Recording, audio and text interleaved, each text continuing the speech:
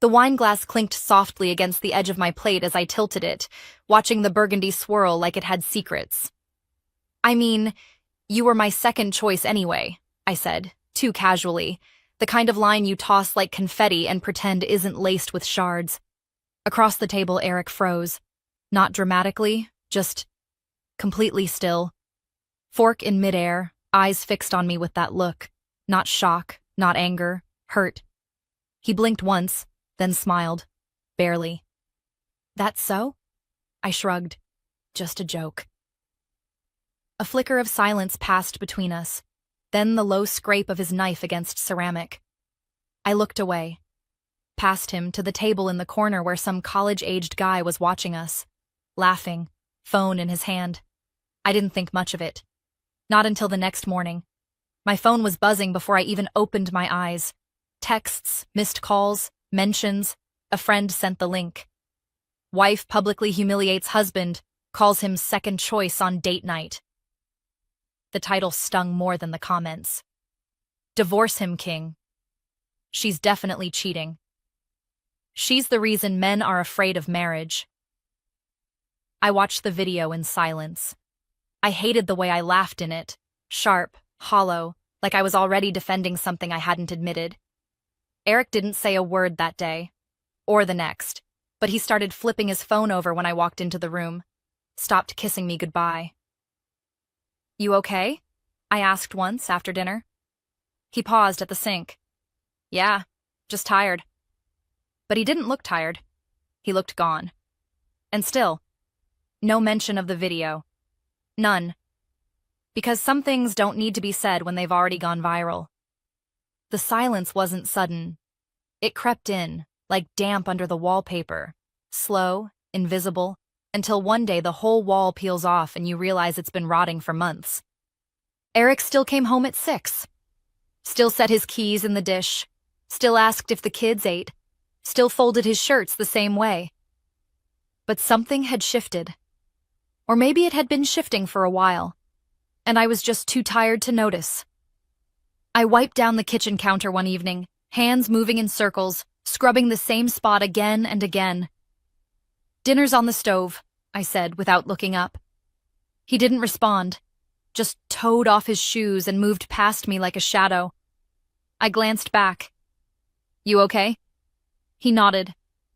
Yeah, just tired. Always tired. That was the new answer. Like he thought if he said it enough, I'd stop asking. I started testing boundaries, throwing out little grenades to see if he'd flinch.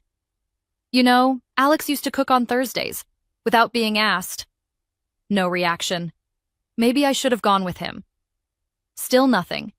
Once, after a long day of screaming kids and burnt rice, I muttered loud enough for him to hear. At least he had a sense of humor. Eric didn't turn, didn't sigh, just quietly took the trash out and left the door open behind him. I stared at that open door for too long. Was I trying to push him? Or punish him for not pulling me closer? Later that night, I found him sitting on the edge of the bed, scrolling through something. He quickly locked the screen when I walked in. Who's Katie? The question slipped out before I could stop it.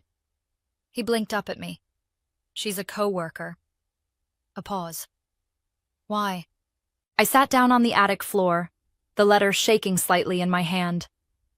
We never really had a clean ending, Alex and I. My parents hated how fast I fell for him, thought he wasn't ambitious enough. Eric, on the other hand, came with structure, with plans, with approval. And still, after all these years, I'd written to Alex like we were paused, not ended. Why? Maybe because I never truly closed the door. Maybe because somewhere, buried under mom schedules and laundry loads, a part of me still clung to the question, what if? The next letter was shorter. Do you think you would have noticed? The slow unraveling? I wonder if I ever really became someone, or if I just disappeared into roles. Wife, mother, manager of all things forgotten. I closed my eyes, pressing the paper to my chest. Downstairs, the front door clicked. Eric was home, late again. He didn't call out. just moved around with the careful quiet of someone who didn't want to disturb anything or anyone. I heard the fridge open, the soft hiss of a bottle. A single glass clinked on the counter. I stayed in the attic, because I couldn't look at him. Not with Alex's name still ink-wet in my memory. Not when the gap between who I was and who I pretended to be felt like an ocean I didn't have the strength to cross anymore. When I finally came down, Eric was sitting at the kitchen table, eyes on his phone, shoulders slouched. "Find what you were looking for?" he asked without looking up. I froze. Did he know? Could he? "In the attic," I said, voice dry. "Old stuff." He nodded slowly. "You were up there a while." I opened the fridge, pretending to search for something. Just needed some air, or less of it, maybe. He didn't laugh, not even a twitch. "You ever feel like you're living someone else's life?" I asked, still staring at the shelves. There was a pause. Then, "All the time." I shut the door. "Then why do we keep pretending it's ours?" His eyes finally met mine. "Because it's easier than starting over." Silence pressed in, thick and uneasy. My hand drifted to the counter, bracing myself against something invisible. "I used to write letters," I said, barely above a whisper. "To someone I knew before you." He blinked. "You sent them?" "No, I just needed to say things. To someone who might have listened." His jaw tightened. "So that's where you go? When you're not really here?" I didn't answer. Because he wasn't wrong. But I didn't know how to tell him I felt like wallpaper in my own house, fading, ignored, curled at the edges. He stood slowly, walked past me. His shoulder brushed mine just enough to remind me of what we used to be. Not enough to make me believe it was still there. At the staircase, he paused. "Do you miss him?" I turned, caught in the question. "I miss who I was when I thought I could be anything." He didn't respond, just climbed the stairs like someone carrying too much silence. Later that night, I pulled the letters from the shoebox again. I didn't reread them, just sat with them, with the weight of unsent words and the woman who had written them. I thought they were harmless. But now I wondered, was writing to someone else while sleeping next to Eric each night just another kind of betrayal? Not of him, of myself. The toothbrush was blue with a frayed edge. The kind of thing you stop noticing until it vanishes. Eric had packed light for the 2-night conference in Greenville. Same routine as always. Navy suitcase, travel-sized cologne, laptop charger. But when I unpacked groceries the next morning and saw the empty spot in the bathroom, a cold prickle slid down my neck. He'd never taken his toothbrush before. I stared at the ceramic cup beside the sink like it might explain itself. It didn't. The kids were watching cartoons downstairs. I was supposed to be defrosting chicken for dinner. Instead, I sat on the closed toilet seat, staring at that stupid absence. The next day, by chance or fate or something crueler, I saw his car. We were already running late to Ethan's birthday party, the one with the rented pony and the clown who didn't smile. I was cursing traffic when I noticed the black Honda turning off Oak Ridge, a side street I'd never seen him use. At first I thought, no, it can't be. But there it was, same dent by the wheel well, same faded "Life's Good" sticker peeling at the corner of the back windshield. I didn't follow. I had a kid in the car. I had a cake in the trunk. I had excuses not to fall apart. That night, after the kids had collapsed into sugar comas and Eric was catching up on emails in the office, I opened his top drawer, looking for nothing, hoping for something. That's when I found the envelope. It wasn't hidden, just tucked beneath an old checkbook and a charger cord. A child's drawing peeked out, bold crayon strokes and sparkly stickers. "To Daddy, from Lily." My breath caught. I stared at the name like it might rearrange itself.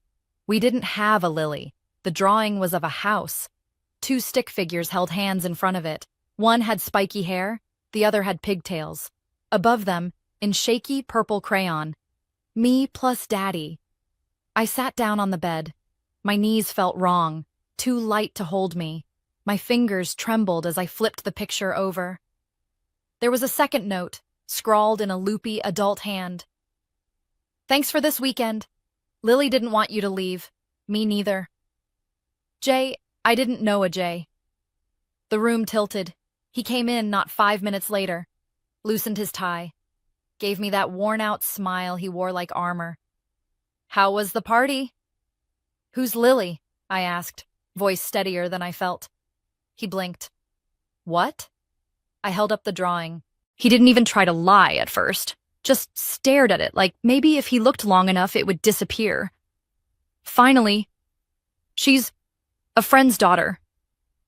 You mean Jeanette's? He flinched. That was it. That one involuntary twitch, like a thread snapping. So she has a name, I whispered. He sat on the edge of the bed, rubbed his face. Amanda. How long? I asked. He didn't answer. The silence was long enough for me to remember all the missed dinners, the late meetings, the hotel receipts I'd once found and believed without asking. I laughed, quiet, bitter. Do they know about us? About your other family? His eyes flicked to mine. She thinks I'm divorced. The room went still. I was going to tell her, he added softer. I didn't mean for it to happen like this. You didn't mean for a second life to just grow out of the ground? I stood. You have a daughter, Eric? His voice cracked. I didn't know for sure at first. We weren't serious, not then. My chest felt hollow. And now? She's 3. 3. That meant the affair started long before the viral video, long before my sarcastic digs. He'd already begun the split. And I was still patching up cracks with apologies and casseroles. How many birthdays have you missed here to celebrate over there? He didn't reply. I turned to the mirror. I didn't recognize my reflection. My face looked pale, eyes wide, like a ghost waking up in someone else's home. I don't know who you are anymore, I said. He whispered something I almost didn't catch. I don't think I ever did. He didn't sleep in our bed that night, and I didn't cry. Not then. Because some heartbreaks don't bleed. They calcify. They grow roots around your ribs until breathing becomes a quiet act of survival. That night, I sat in the kids' room after they fell asleep, stroking Ethan's hair, listening to the soft rhythm of Mia's breathing. And I made a quiet promise to myself. I would not disappear. Not like wallpaper, not like furniture, not like some forgotten woman in someone else's lie. The next morning, I called a lawyer. Not out of anger, out of clarity. Because the moment you discover your life is someone's side plot, you either collapse or you rewrite the ending. The lawn was neatly trimmed, the welcome mat clean, not a single toy out of place except the bright yellow tricycle. Small, plastic, with one wheel tilted like it had just been abandoned mid-play. That tricycle did something to me. Not because of what it was, but because I recognized it. We'd had the same one, years ago. Ethan's first. I remembered holding the handlebars steady while he figured out how to push himself forward. Now I was standing on the porch of another woman's home. Another life. Another version of him. She opened the door before I could even straighten my thoughts.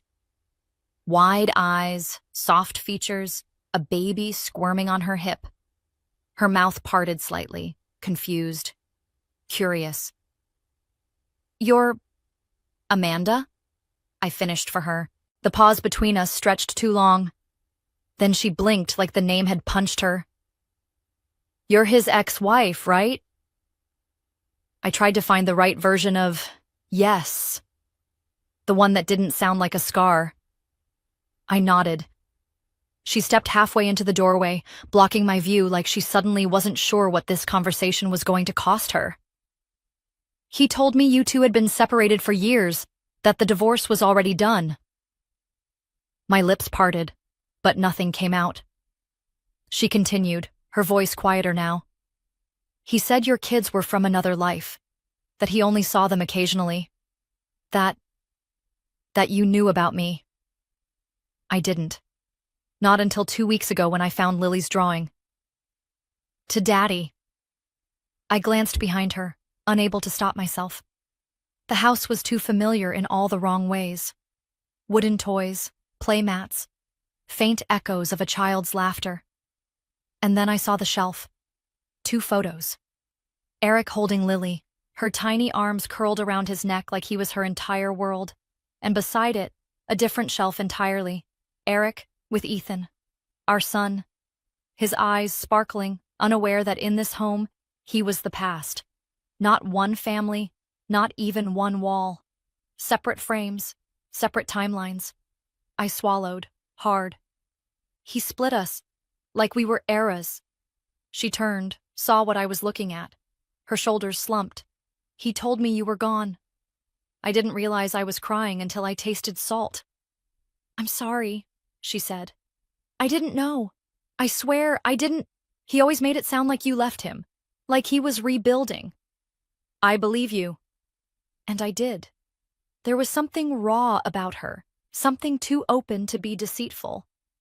We stood in silence, strangers connected by the same architect of false intimacy.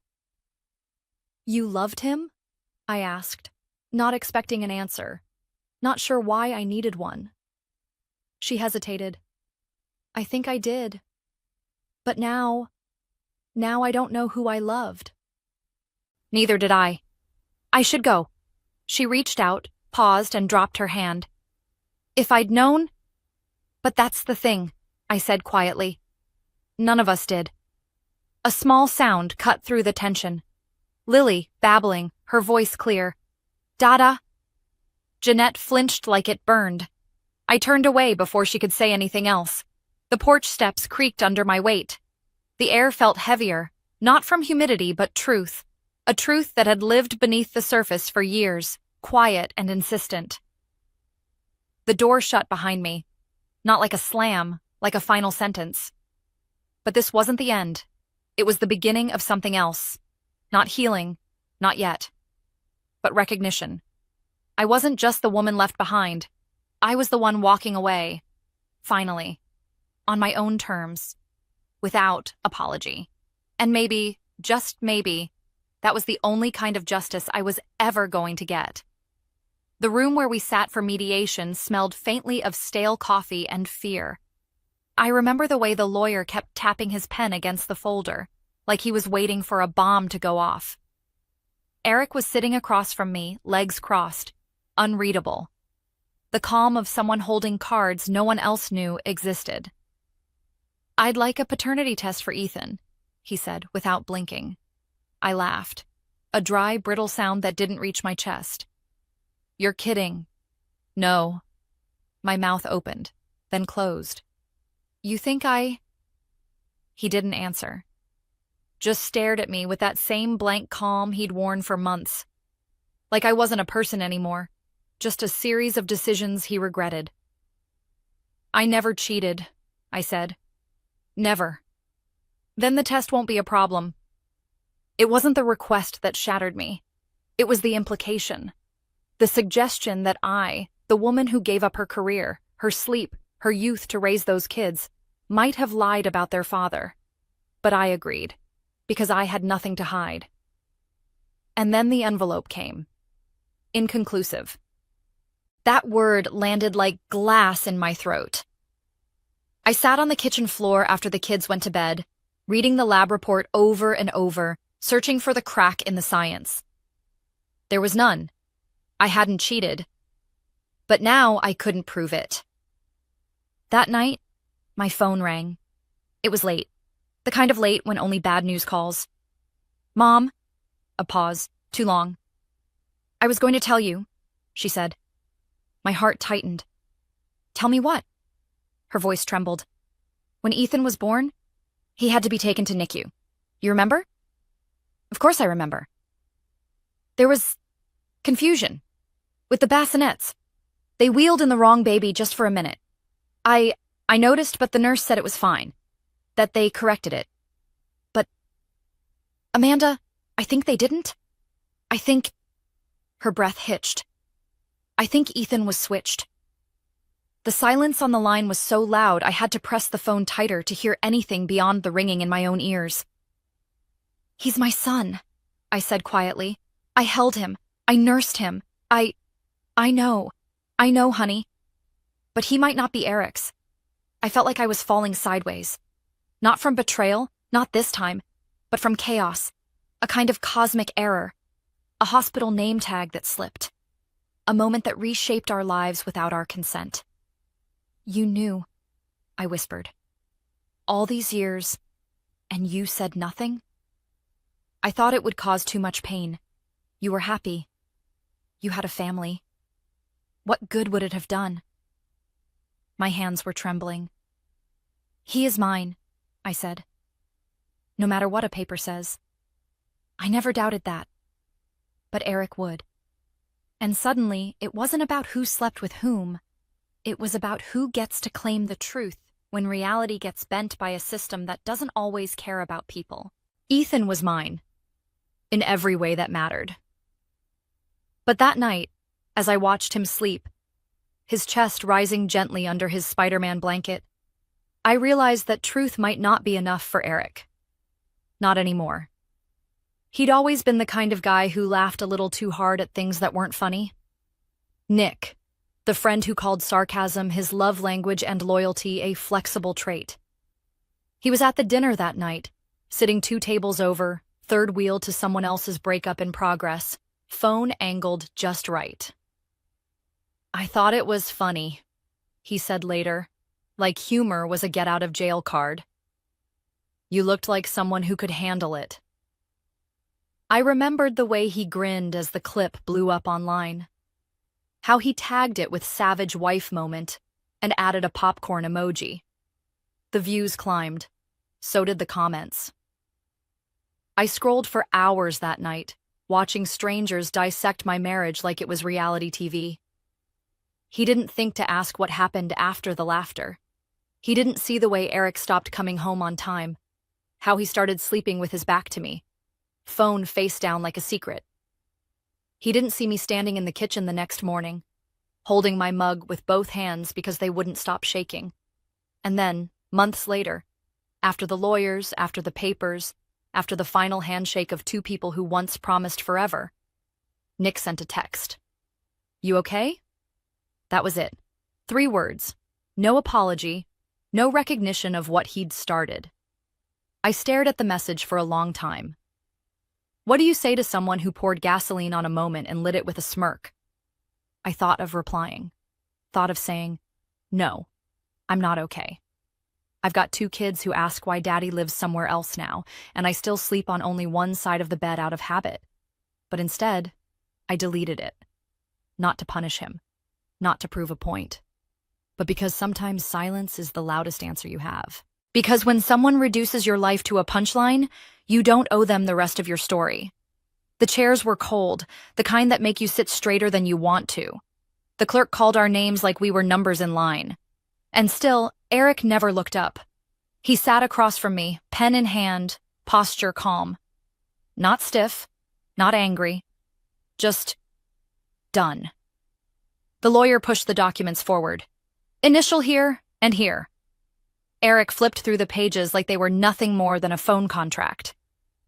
Then he reached for the pen. You're not going to say anything? I whispered, the words barely audible. His eyes didn't lift. What would I even say? A pause hung between us, thick with the ghosts of every birthday, argument, late-night apology we'd ever shared. I swallowed. You didn't even fight for them, I said. The kids. He sighed. I'm not disappearing. I just didn't want to make this harder than it has to be. It already was. The judge's voice droned on about custody agreements, visitation terms, schedules, and rotating holidays. None of it felt real. It sounded like someone else's life, someone else's goodbye. I glanced over at him. He was still staring straight ahead, as if I wasn't there at all. Was this what we'd become? Two people who used to trace each other's every thought, now unable to hold a single glance? And then I realized we hadn't seen each other, really seen each other in years. Not without a screen, not without a wall. And that was the truest ending of all. The fridge hummed low, steady, the only sound in the kitchen besides the soft clink of a spoon in a cereal bowl. Mia was upstairs, humming to herself. Ethan sat at the table, swinging his legs, spoon in hand, eyes fixed on the cartoon flickering from the living room. He didn't ask for Eric anymore, not as often, and I didn't fill the silence with lies, not like before. There was no grand closure, no last-minute knock on the door, just space and quiet, and days that came and went like tides, predictable, necessary, sometimes heavy. I found the letter in the shoebox while reorganizing the closet. Dated a week after the final court date. My handwriting, steadier than I remembered. I thought loving someone meant staying. But maybe sometimes it means letting go of the story you thought you were in. My fingers hesitated over the edge of the paper. For a second, I almost slipped it into an envelope. But I didn't. Because I wasn't that version of me anymore. The one who needed someone else to validate the ache, the loss, the maybe. I folded the letter gently, tucked it back into the box. Then I made breakfast, and chose to stay in the story I was finally writing for myself. You want to know the worst part? It wasn't the affair. It wasn't the hidden family or the hospital mix-up. It wasn't watching my life unravel in the comment section of a viral joke. It was the quiet truth. I stopped choosing him a long time ago, and he stopped choosing me. We just kept showing up, out of habit, out of fear, pretending the silence between us was still something called love. I don't think this is working anymore, he'd said. And the cruelest part? I didn't argue. Not because I didn't care, but because I didn't know what we were trying to save anymore. So here I am, not waiting to be chosen, not chasing what cracked long before the fall. Just me, with my kids, with a name I no longer apologize for. And for once, that's enough.